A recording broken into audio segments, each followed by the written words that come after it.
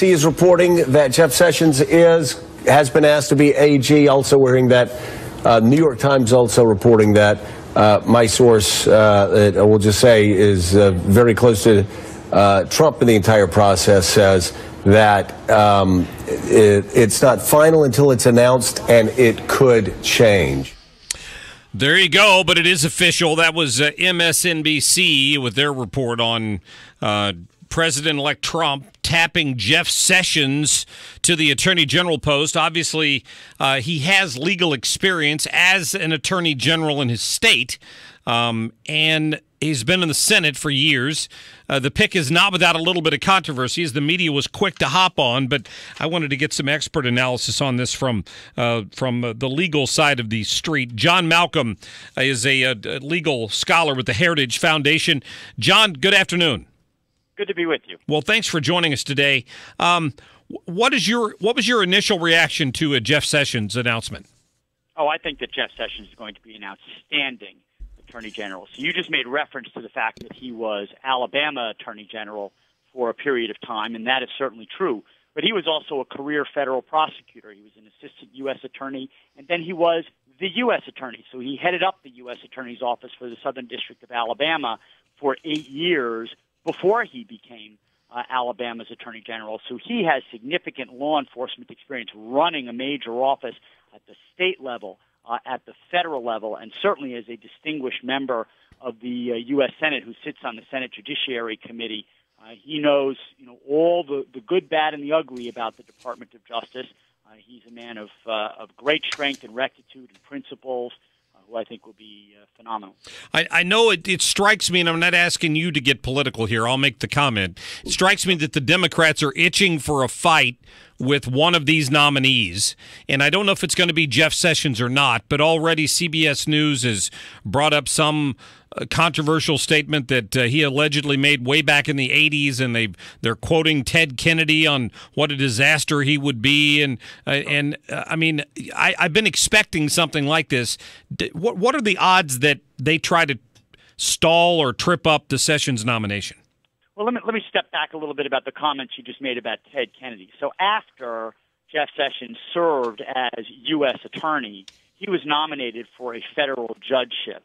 And that judgeship was blocked by the Democrats, who brought up statements that they considered to be politically incorrect or racist that Jeff Sessions had apparently made. Now, he did not walk away with his tail between his legs.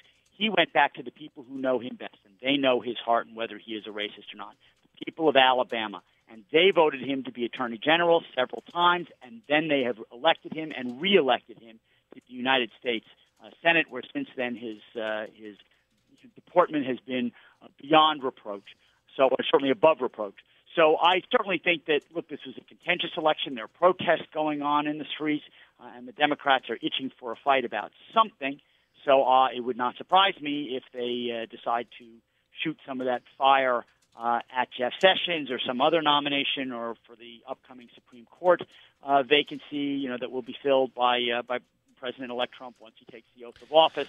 But this is a guy who has served with these senators for a significant period of time. He's received praise from both sides of the aisle since he's been a U.S. senator, and I expect that he will be confirmed. I would not think it would be unanimous. That's too much to ask for in this political climate. Right. But I certainly believe that he will be confirmed, especially since he only needs to get 51 votes, since Harry Reid 3 years ago extended the nuclear option to cover executive branch nominations. So I had a chance to interview Senator Sessions when he was here in St. Louis for the debate that happened here at Washington University. When talking to him about the issues surrounding the campaign, one of them that he was most passionate about is the immigration, some sort of immigration reform, although he didn't refer to it as immigration reform. He talked about, protecting the borders and things like that. Now, as Attorney General, how much influence or impact could he have in that area? Oh, I think a pretty fair amount. He'll obviously be working with Immigration and Customs authorities, which fall under the Department of Homeland Security. So they will have a very, very close relationship.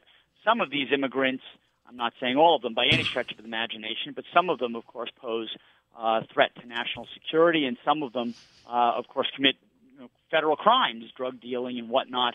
And so I would expect that soon-to-be Attorney General Sessions would work very closely with the Secretary of the Department of Homeland Security. And obviously, President-elect Trump has made enforcement of our nation's immigration laws, something that's been sorely lacking the last 8 years, a priority. So, we'll have to remain to be seen exactly how this is all implemented.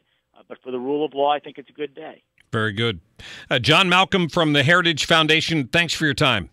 Good to be with you. Have a great weekend, and go to heritage.org if you want more information on their thoughts on this and a lot of other issues. So, yeah, Sessions is going to be a rule of law kind of guy. So it'll be very interesting to find out which path he heads down on the Hillary Clinton path. I have a feeling that he's not going to be somebody who pushes for a special prosecutor. I think what he'll do is go in and tell the FBI, tell us what you need, and let the investigation go to its natural conclusion, whatever that happens to be.